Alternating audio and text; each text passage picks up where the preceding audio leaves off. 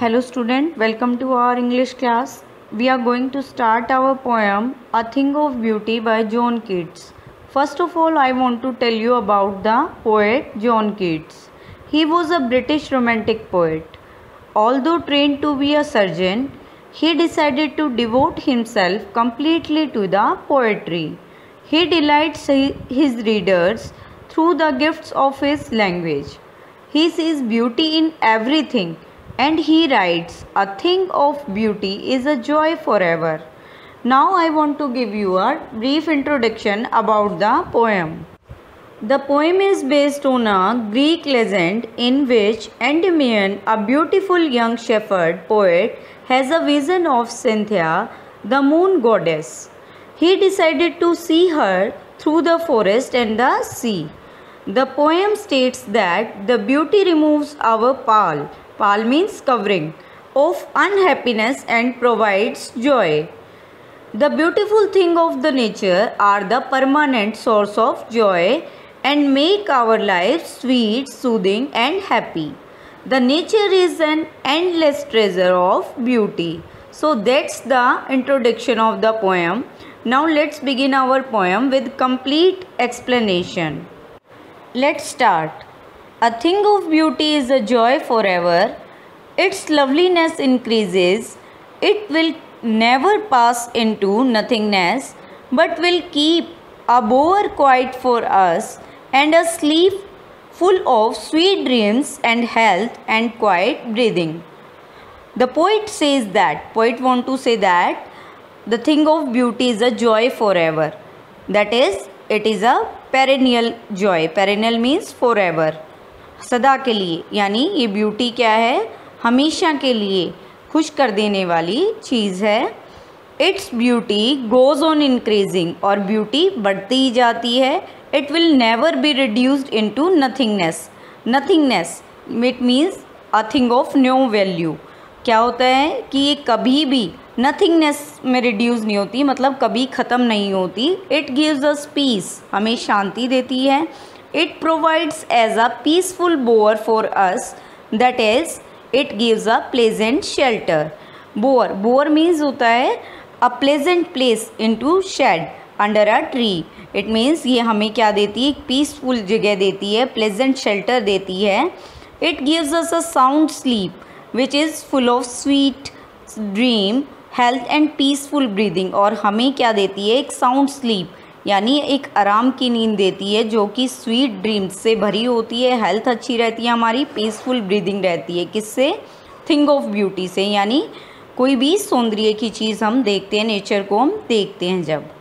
Therefore on every morrow are we wreathing a flowery band to bind us to the earth, spite of despondence of the inhuman dread of noble natures, of the gloomy days, of all the unhealthy and over-darkened ways made for our searching. Wreathing means gutna. Morrow means morning. Therefore on every morning, और इस तरह से क्या था, हर सुबह. We weave a flowery garland to bind us to the earth. और हम क्या करते हैं, flowery garland होती है माला, उसको बुनते रहते हैं. किसके लिए? अर्थ से जुड़े रहने के लिए. We suffer from jealousy and disappointment. और हम किससे सफ़र करते हैं, jealousy और disappointment से हम सफ़र करते हैं. disappointment means निराशा. We lack good qualities of human nature. और हमारी जो अच्छी क्वालिटी है ह्यूमन नेचर की, उसको हम खो देते हैं. These things turn our life gloomy. Gloomy means sad. और ये चीज़ें हमारी जो लाइफ को किस में कन्वर्ट करती हैं, ग्लूमी में चेंज कर देती हैं, यानी हमारी लाइफ में सैडनेस आ जाती है. We also develop unhealthy and evil ways that cause us suffering and pain. और हम क्या डेवलप कर लेते हैं, अनहेल्दी और एविल वेज. एविल होती है बुराई वाले रास्ते, उनको क्या कर लेते हैं, डेवलप कर लेते हैं, जिससे क्या हो जाती है, सफरिंग और पेन हो जाते हैं हमारे लिए. We are responsible for our troubles because we search ways but beauty bring joy and peace. क्या है, हम अपने लिए क्या है, हम रिस्पॉन्सिबल हैं अपने ट्रबल्स के लिए, जो हमारी मुसीबतें हैं उनके लिए हम रिस्पॉन्सिबल है, हम रास्ता ढूंढते हैं, लेकिन जो ब्यूटी है वो हमारे लिए क्या लेके आती है? जॉय और peace. Yes, in spite of all some shape of beauty moves away the pall from our dark spirits, such as sun, the moon, trees old and young, sprouting a shady boon for simple sheep. Pall means covering. It means in spite of all these unhealthy and evil ways, some shapes of beauty things remove the cover of sad feeling from our heart. कि इन unhealthy और evil veg की होने के बावजूद भी कुछ चीज़ें हैं, ब्यूटीफुल थिंग्स हैं, जो हमारी सैडनेस के कवर को रिमूव कर देती है, हटा देती है, हमारे अंदर जो सैडनेस की फीलिंग है उसको रिमूव कर देती हैं। The nature has given us different types of beautiful things like the sun, the moon and the tree. अब क्या है कि नेचर हमें डिफरेंट टाइप्स की ब्यूटीफुल थिंग्स देती है। क्या क्या उसमें? मून होता है, सन होता है, ट्रीज होती हैं, अलग अलग ब्यूटीफुल थिंग्स देती है नेचर हमें। All this provides a shelter for the sheep and it is boon for them. Boon means आशीर्वाद, blessing.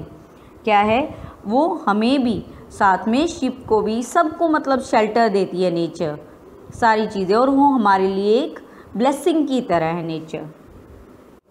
And such are daffodils with the green world they live in and clear rills that for themselves a cooling covert make against the hot season. The mid-forest break, rich with the sprinkles of fair musk rose blooms. It means, daffodil means a kind of flower. Reel means होता है small stream, छोटे छोटे झरने। Clear तुम्हें आपको पता ही है, transparent होता है। और ग्रीन वर्ल्ड मीन्स होता है वर्ल्ड ऑफ ग्रीन प्लांट्स, यानी पूरी ग्रीनरी हो जहाँ पे। और कवर्ट मीन्स होता है shelter of bushes. Mid means middle. Brake means also bushes. और musk flower is a type of rose flower. There are many beautiful things of nature like daffodils, small stream, clear water, forest fern.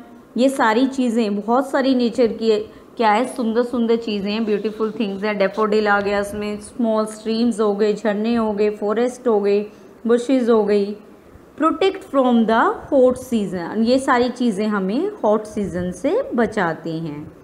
In addition to this, और इसके अतिरिक्त भी क्या है, there are thorny bushes of the forest. और क्या हैं?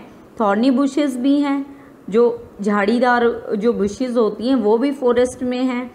Among them one can see the scattered musk rose flower in full bloom. और क्या है, इन सब के बीच में हम देख सकते हैं या कोई देख सकता है, स्कैटर्ड मीन्स होता है बिखरे हुए, मस्क फ्लावर पूरे ब्लूम में मतलब पूरी तरह से खिले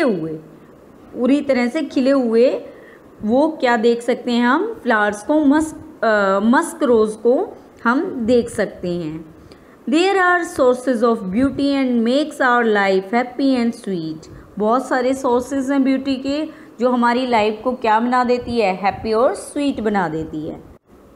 and such too is the grandeur of the dooms we have imagined for the mighty dead, all lovely tales that we have heard or read, an endless fountain of immortal drink pouring into us from the heavens brink. It grandeur means magnificence, means शानदार। Dooms means here ruins, मतलब नष्ट हो जाना, कुछ खराब हो जाना। Imagine means supposed, mighty powerful। immortal means that lives forever, हमेशा के लिए जीने के लिए वाला। और heavens brink means corner of the paradise means स्वर्ग। pouring means come into। और tales means stories, Let's see the explanation of the stanza. The poet says that we imagine for our mighty dead forefather about their grandeur and magnificence. Poet क्या कहता है, imagine करते हैं हमारे जो mighty dead four fathers थे, four father means पूर्वज, वो थे, और उनकी शान को हम इमेजिन करते हैं, सपोज करते हैं. The magnificence surpasses the grandeur of the dooms. Side by side, the poet tells that there are the beauties of nature, and these are lovelier than all the lovely tales that we have heard or read. और क्या है, side by side poet बताता है कि वो beauties हैं जो nature की, और क्या हैं, एंड दीज आर लवलियर, वो उनसे भी लवलियर हैं, किससे, ऑल द लवली टेल्स, जो सारी टेल्स में स्टोरी, जो सारी कहानियाँ हैं उनसे भी सुंदर हैं. ब्यूटी की जो नेचर की ब्यूटी है वो उनसे भी सुंदर है, जो हमने सुन रखी है या पढ़ रखी है. So our nature is an endless fountain of immortal drink which is being poured into our heart from the corner of the paradise. It means जो नेचर है वो क्या है, एक एंडलेस फाउंटेन की तरह है, endless fountain of immortal drink. Immortal drink I have told you earlier कि हमेशा के लिए रहने वाला. वो नेचर क्या है, एक एंडलेस, कभी ना ख़त्म होने वाला इमॉर्टल ड्रिंक का फाउंटेन है, जो क्या है, हमारे हार्ट के अंदर पोर कर दिया, आ गया है. कहाँ से, कॉर्नर ऑफ द पैराडाइज, यानी स्वर्ग से हमें मिल गया है, इमॉर्टल ड्रिंक मिल गया है फाउंटेन का, और नेचर के रूप में. So that's the end of the poem. Hope you understand it well. Thank you.